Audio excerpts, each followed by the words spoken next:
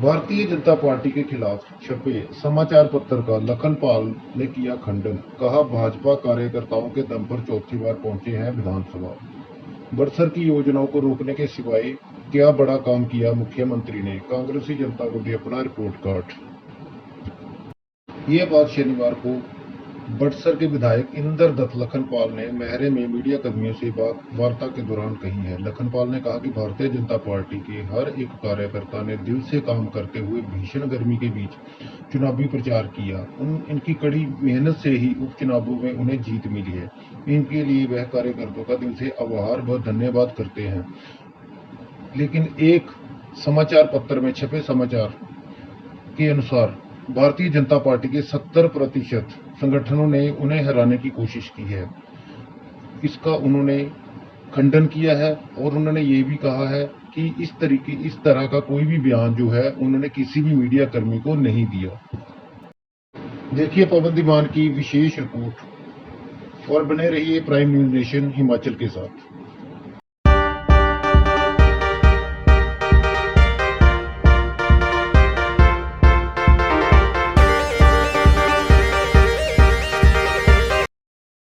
शिलान्यास किया हुआ सुखविंदर सिंह के द्वारा 126 और 137 करोड़ से 130 130 करोड़ से फिर 126 करोड़ पे आ गया। वो उठाया जाना वहाँ से पानी। उसके लिए गिल से मेरी बात हुई है। सिविल हॉस्पिटल जो बनना था, मॉडल हॉस्पिटल बनना था, 100 बेडेड हॉस्पिटल बनना था, उसके बारे में स्पष्टीकरण दे मुख्यमंत्री। कब तक बना के देंगे? क्यों नहीं बन रहा है? क्यों उसका काम लटकाया हुआ है? हमारे बस अड्डे का काम था, वो लटकाया हुआ है बेवजह से। क्यों उस काम को सिरे नहीं चढ़ाया जा रहा है? हमारा बस अड्डा भुट्टा में बनना था, उसका काम जो है सिरे नहीं चढ़ाया जा रहा है। क्यों नहीं चढ़ाया जा रहा है? उसके बारे में मुख्यमंत्री स्पष्टीकरण दें, परिवहन मंत्री स्पष्टीकरण दें। क्यों नहीं इन कामों को किया जा रहा है? हमारा जो PSC भुट्टा था, जो आदरणीय जयराम ठाकुर जी ने उसका दर्जा बढ़ाया था, उसको CSC का दर्जा दिया था, आज उसको डिनोटिफाई करने की क्या जरूरत आ गई थी सरकार को? क्यों डिनोटिफाई किया? अभी मुख्यमंत्री आए थे भुट्टा में चुनावों के समय में, तो वहाँ घोषणा करिए कि मैं 50 बेडेड का बनाऊंगा। आप पहले सिविल हॉस्पिटल का जो 100 बेडेड की आपने घोषणा करी है, कम से कम उस पर तो अमल करिए। अब भुट्टा का भी बनना चाहिए, लेकिन बनाए आप, खुशी होगी। लेकिन मुझे नहीं लगता जो सरकार के हालात हैं और सरकार के अधिकारी हैं वो गहरी निद्रा में सोए हुए हैं, उनको कोई काम करने की इच्छा ही नहीं है। साथ में हमारा CSC है बिजली के अंदर, उसकी आज तक टेक्निकल सैंक्शन नहीं मिली है। क्या कारण है? मुख्यमंत्री स्पष्टीकरण दे, स्वास्थ्य मंत्री स्पष्टीकरण दे, या जो सचिव है इसकी वो स्पष्टीकरण दे, बताएं जनता को कि क्यों नहीं ये सुविधाएं दे पा रहे। बहुत सारे ऐसे काम हैं हमारे जो आज रुके हुए हैं जनता के बीच में, जो जिस प्रकार से भ्रम फैलाया जा रहा है। और चुनावों के समय में जो भ्रम फैलाया गया कि मुख्यमंत्री हमीरपुर से है, हमीरपुर के मुख्यमंत्री को बचाना है, हमें हमीरपुर के मुख्यमंत्री से लेना क्या है जब काम ही नहीं करते वो। जब काम नहीं करेंगे तो हमीरपुर के मुख्यमंत्री का स्टेचू थोड़ा लगाना है, उनको पूजा थोड़ा करनी है, धूप थोड़ा देना है। काम करें और करके दिखाएं कि हमने बड़सर विधानसभा क्षेत्र के लिए काम किया, जिला हमीरपुर के लिए हमने ये काम किया। कोई रिपोर्ट कार्ड तो अपनी दे, जनता को तो बताएं कम से कम कि हमने ये काम किया, हम हमीरपुर के मुख्यमंत्री। तो ये इस तरह से ये बात थी जो आज यहाँ करने की थी। और हमारे जो सबसे बड़ा जो डिपार्टमेंट है पंचायती राज विभाग का, जो हमारा ब्लॉक ऑफिस है, आज वहाँ BDO नहीं है, वहाँ पे SBP की पोस्ट खाली है, वहाँ पे पंचायत इंस्पेक्टर की पोस्ट खाली है। क्या कारण है? क्यों खाली है पोस्ट? क्यों नहीं भरी जा रही है? और BDO क्यों नहीं वहाँ पे तैनात किया जा रहा है? किन परिस्थितियों में आपने BDO को वहाँ से ट्रांसफर किया? क्या उनके ऊपर दोष लगे थे जो आपने उनको ऐसी जल्दबाजी में आपने उनको उठा के बाहर कर दिया? आप अगर किसी को बदलना था तो वहाँ लाते, उसके बाद बदल देते। हमें कोई इसमें वो नहीं था, एडमिनिस्ट्रेटिव पावर्स हैं आपके पास, लेकिन इसका मतलब ये नहीं है कि आप जो आपके दिल में है वो करते जाएं। कम से जनता जिन चीज़ों से परेशान हो रही है, मनरेगा के काम सारे बंद पड़े हैं, सीमेंट नहीं मिल रहा है, कोई हमारे जो नए सेल्फ से बने हुए उनके ऊपर काम नहीं हो पा रहा है। क्या कारण है? क्यों मुख्यमंत्री जो है मुख्यदर्शक बनेगा? पंचायती राज मंत्री है, इसके ऊपर अपना स्पष्टीकरण दें, क्यों ऐसा काम हो रहा है? हमारे ब्लॉक के BDO कब तक आएंगे? SBPO कब तक आएंगे? हमारे पंचायत इंस्पेक्टर कब तक आएंगे? वो सारी बातों का करें। हमारे जो टेक्निकल असिस्टेंट हैं उनकी कमी है, हमारे सेक्रेटरियों की कमी है, हमारे यहाँ पर ग्राम रोजगार सेवकों की कमी है। कब इस सरकार इसको भरेगी? वो स्पष्टीकरण दें, बताएं इसके बारे में, अपना जो विजन है उनका बताएं कि क्या उन्होंने करना चाहते हैं हमीरपुर में और हमारे बड़सर विधानसभा क्षेत्र में। तो ये सारी बातें थी जिसके लिए हमने आपसे यहाँ पे तरह की बातें खो में बैठ के करते हैं, उनको ये समझना चाहिए कि अगर ये हैंडपंप ना होते तो शायद आज उनकी भी हालात खराब होती, जो आज समस्या जूझनी पड़ रही है। थोड़ा बहुत उससे चल रहा है पानी, लेकिन यदि इसी तरह से रहा, जब तक ये बड़ी स्कीम बड़सर विधानसभा क्षेत्र की चालू नहीं होती है, तब तक ये पानी की समस्या दूर नहीं होती। और इसके लिए हम अंत तक लड़ाई लड़ेंगे, चाहे कोई भी कुछ बोलता रहे, लेकिन जो ये झूठा श्रेय जो मुख्यमंत्री को देना चाह रहे हैं, इसको बंद करें।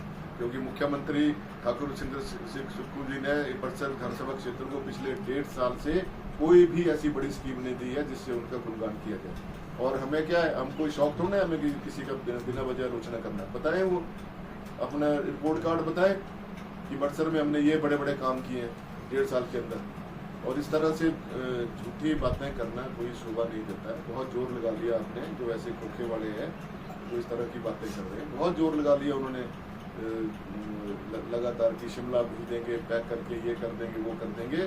तो साथियों, अभी और कोशिश करो, कसरत करते रहो, बनाम तुम खाओ, लेकिन जनता के बीच में जाओ, जनता की समस्याओं को सुनो, उसका समाधान कराएं सरकार से, तब आपकी बढ़ाई होगी। मेरी आलोचना करने से क्या होगा? मैं जो करता हूँ मैं सामने करता हूँ, पीठ के पीछे से नहीं करता। और दूसरे, अब शिक्षा क्षेत्र की बात है, हमारे जो प्राइमरी सेक्शन के स्कूल हैं, बहुत सारे स्कूल ऐसे हैं जहाँ पर टीचर नहीं है।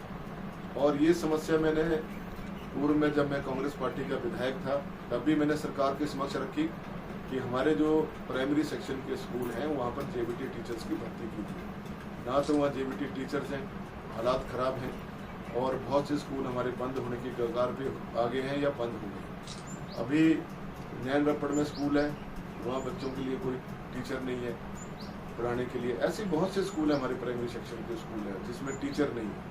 जहाँ हमें 2 टीचर की जरूरत है, वहाँ डेपुटेशन पे टीचर जाते हैं, जिससे बच्चों की पढ़ाई खराब होती है। और साथ में हमारा गवर्नमेंट डिग्री कॉलेज है बड़सर, जहाँ हमारे तो कोई स्वीपर नहीं है। एक स्वीपर की मृत्यु हो गई थी, तब से लेके आज तक वहाँ कोई स्वीपर नहीं है। वहाँ पर महिलाएं हमारी जो पीएन का काम करती है या साफ सफाई का इसका काम करती है, पीएन का काम, उनसे जो वहाँ पे जो है साफ सफाई कराई जाती है, टॉयलेट साफ कराई जाती है।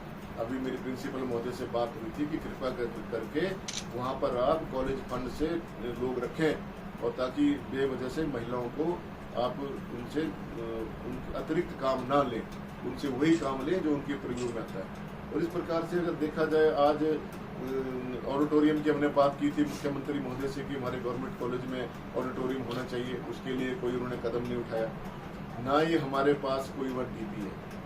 पिछले 10 साल से लगातार मैं मांग उठा रहा हूँ, चाहे जयराम जी की सरकार थी, चाहे वीरभद्र की सरकार थी, चाहे आज सुखविंदर सिंह जी की सरकार है।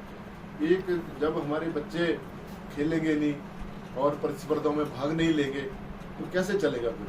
आप बच्चों को बोलते हैं आप नशा मत करिए या दूसरे कामों में इन्वॉल्व मत होइए, लेकिन जब उनको आप एक इंफ्रास्ट्रक्चर अवेलेबल नहीं करेंगे कॉलेजेस में तो कैसे काम चलेगा? हमारे वहाँ डीपी नहीं है, आपके वहाँ पे प्रोफेसर फिजिक्स की खाली पड़ी हुई है पोस्ट, आपके यहाँ पर बीबीए का प्रोफेसर नहीं है, आपके बीसीए का प्रोफेसर नहीं है। तो क्या कारण है कि इसमें सरकार मूक दर्शक क्यों बनी हुई है? शिक्षा का स्तर आप बोलते हैं हमने बहुत ऊंचा उठाना है, गुणात्मक शिक्षा हमने लानी है प्रदेश के अंदर, कहाँ से आएगी जब आप लोग काम नहीं करेंगे? ऐसे ही हमारे स्वास्थ्य संस्थानों के हाल, आप भी वहाँ जाते रहते हैं, स्वास्थ्य संस्थानों का भी आप दौरा करते हैं, उस समय सीधे तौर पर आक्षेप जो है विधायक के ऊपर रखते हैं कि विधायक कुछ नहीं कर रहे हैं। कितनी बार हमने, अभी वर्तमान सरकार जब बनी थी हमें बड़ी खुशी थी कि हमारी अब सुनवाई होगी, और भरोसा ये दिया गया कि हमें 9 डॉक्टर दिए जाएंगे स्पेशलिस्ट, लेकिन आज भी हमारे यहाँ पर बड़सर विधानसभा क्षेत्र का जो सिविल हॉस्पिटल है उसमें टोटा है हमारे स्पेशलिस्ट डॉक्टर्स का। मुख्यमंत्री महोदय के समक्ष रखा हुआ है पहले से, लेकिन कुछ नहीं। स्कूलों में साइंस के स्ट्रीम चाहिए थे, हमारे कॉमर्स के स्ट्रीम चाहिए थे, क्या किया मुख्यमंत्री महोदय? अब तो नया सेशन भी शुरू हो गया, कुछ नहीं किया। तो मेरे कहने का मतलब ये है कि ये सरकार जो है इसको पता ही नहीं लग रहा कि हमने करना क्या है। झूठ बोलते हैं हर बात पे, बोलते हैं आपदा में हमें पैसा नहीं मिला। 1275 करोड़ रुपया जो सरकार को मिला, जो आरटीआई में खुलासा हुआ, अभी 1660 करोड़ रुपया जो हुआ वो जीएसटी का जो हिस्सा केंद्र सरकार ने दिया।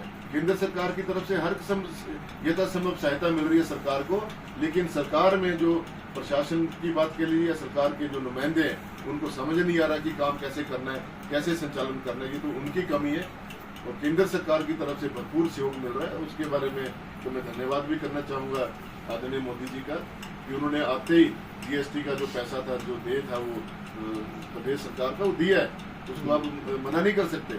लेकिन हर बात विधायक के ऊपर थोपना वो भी गलत बात है। विधायक अगर हमें रोशना होता, अगर हमारी बातों को सुना जाता होता, तो हमने तो इतना बड़ा कदम क्यों उठाना था? हमने क्यों चुनाव में जाना था? चुनाव में इसीलिए गए जब हमारी कोई सुनवाई नहीं हो रही थी, और इन्हीं मांगों को लेके हम सुनवाई करते थे, सुनते ही नहीं थे। उनके पास समय नहीं होता था।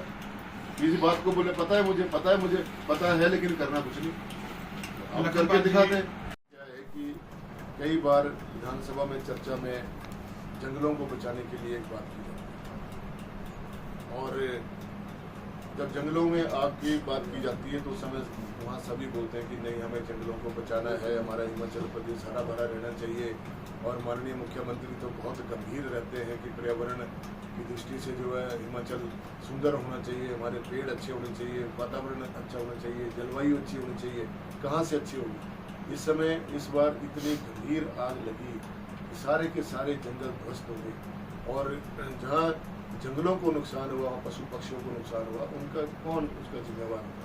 कई बार हमारी बात चर्चा हुई है सरकारों के साथ कि आप कोई ठोस नीति बनाएं, और जो वन रखे हैं या जो वन रक्षक हैं उनको भरना है, आपने भरिए।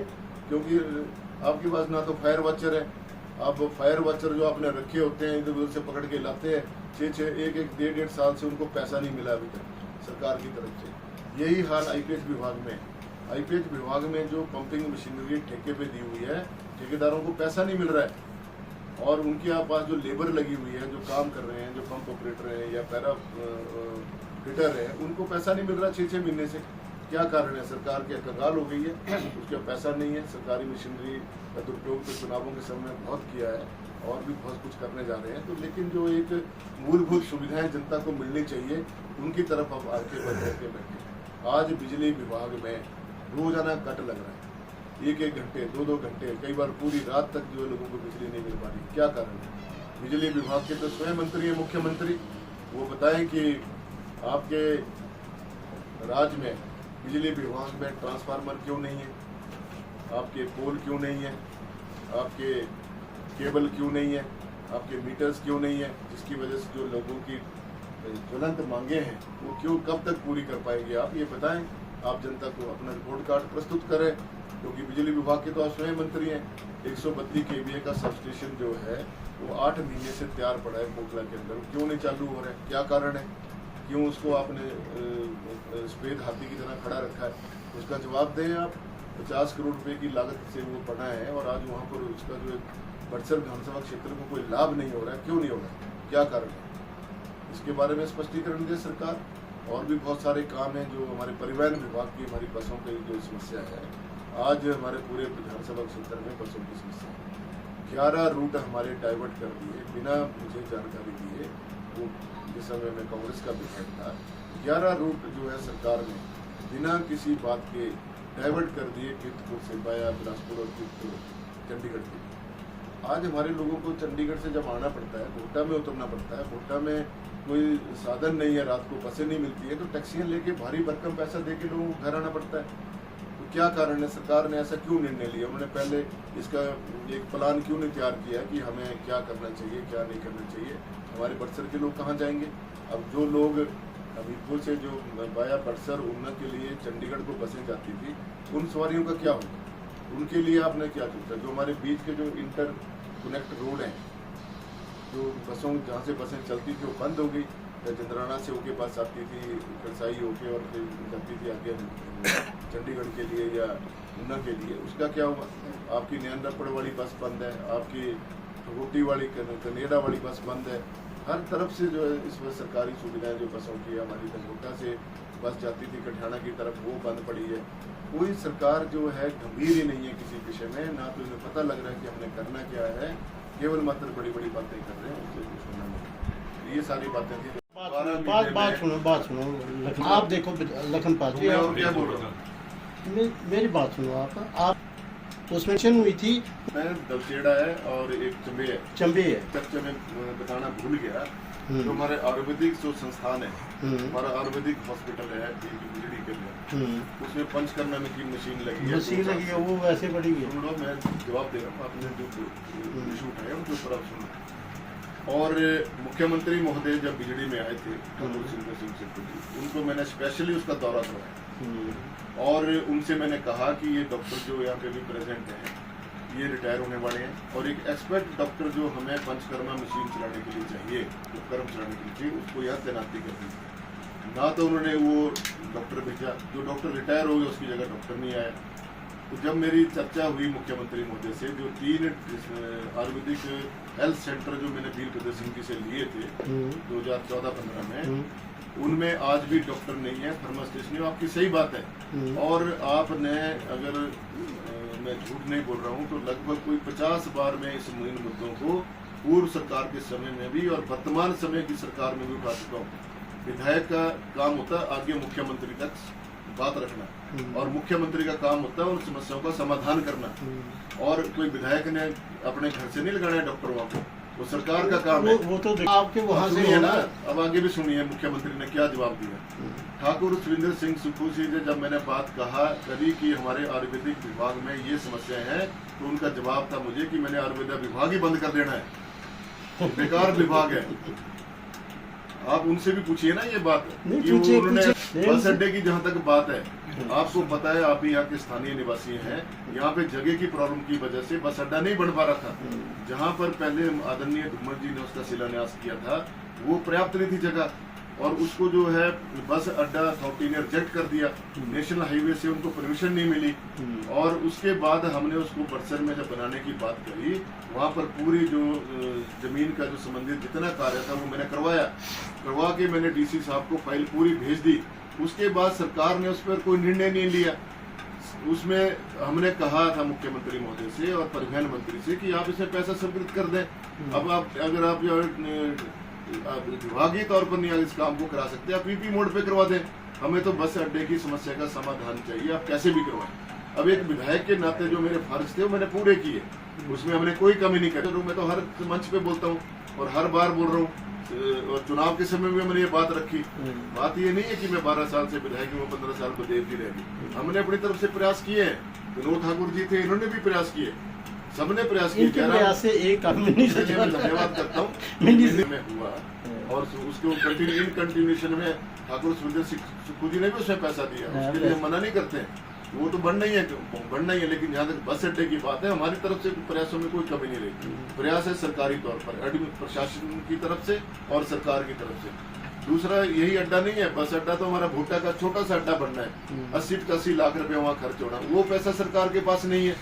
कब से मैं बोल रहा हूँ, सरकार को जब अपनी सरकार आई थी तो हमें तो बड़ी खुशी थी कि सरकार के काम होगी। आयुर्वेदा विभाग में हमारी इतनी हालत खराब है, जो 3 आपने डिस्पेंसरियां बोली, कितनी बार फाइल जो है वो आयुर्वेदा मंत्री के थ्रू सेक्रेटरी के पास गई, मुख्यमंत्री के पास गई, लेकिन वो टच से मस नहीं हो रही है। क्यों नहीं कर रहे हैं, क्या प्रॉब्लम है उसमें, उनको क्या दिक्कत है डॉक्टर्स देने की।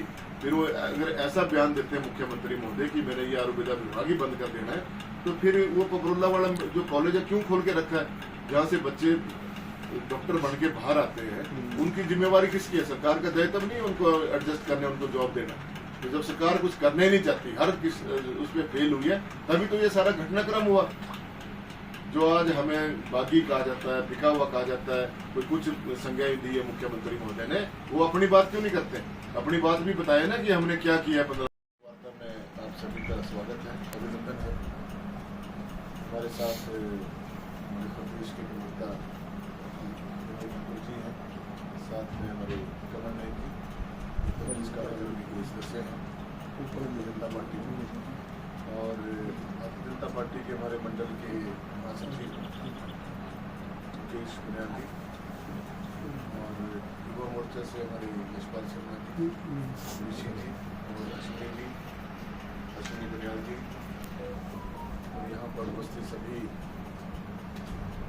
पत्रकार बंधु, प्रिंट मीडिया से और सोशल मीडिया से, इलेक्ट्रॉनिक मीडिया से आए हुए सभी पत्रकार बंधुओं का मैं स्वागत करता हूं और आपका धन्यवाद करता हूं कि शॉर्ट नोटिस पे बैठक बुलाई गई है। मैं पिछले कल ही दिल्ली से पहुंचा हूं, उससे पहले शपथ लेने गए थे शिमला, तो वहाँ से दिल्ली प्रवास पे गए और आप लोग यहाँ आपका स्वागत है।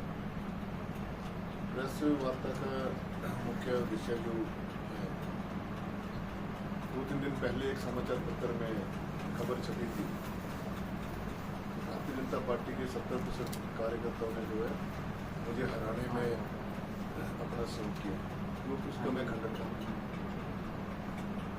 ऐसी कोई भी स्टेटमेंट मेरे द्वारा जारी नहीं की गई थी, और किन कारणों से उस समाचार पत्र में ये छपी गई है उसका मैं पूर्ण रूप से खंडन करता हूँ।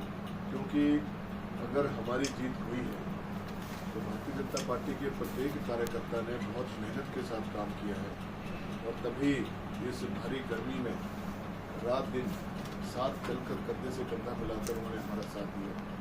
और जो हमारे शीर्ष नेतृत्व हैं, अनुराग ठाकुर जी हैं, प्रियंका गांधी जी हैं, नड्डा जी हैं, और साथ में जयराम ठाकुर जी हैं, और अजय बिंदल जी हैं जो हमारे प्रदेशाध्यक्ष हैं, सभी का पूरा सहयोग जो है हमें चुनाव के समय। और राजनीतिक दृष्टि से देखा जाए तो चुनाव में कई तरह के आरोप प्रत्यारोप करते रहते हैं, लेकिन जो ये खबर छपी उससे मैं स्वयं भी आहत हुआ हूँ और कार्यकर्ताओं को भी, मन को भी ठेस लगी है। ऐसे समय में ये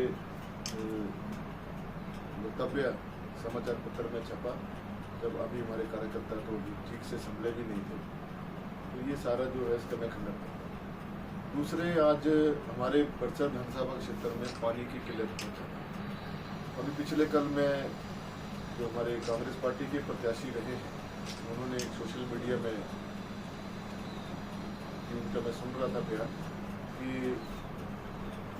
विधायक जो है वो भ्रम फैला रहे हैं।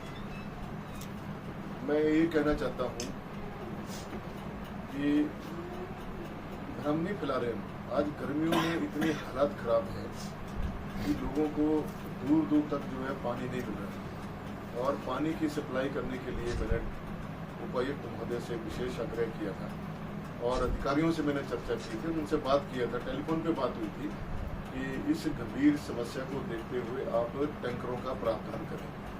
लेकिन आज एक हफ्ते से भी ज़्यादा हो गया, ना तो अभी सरकारी तौर पर कोई टैंकर चलाए जा रहे हैं, ना ही लोगों को पानी से राहत दी जा रही है।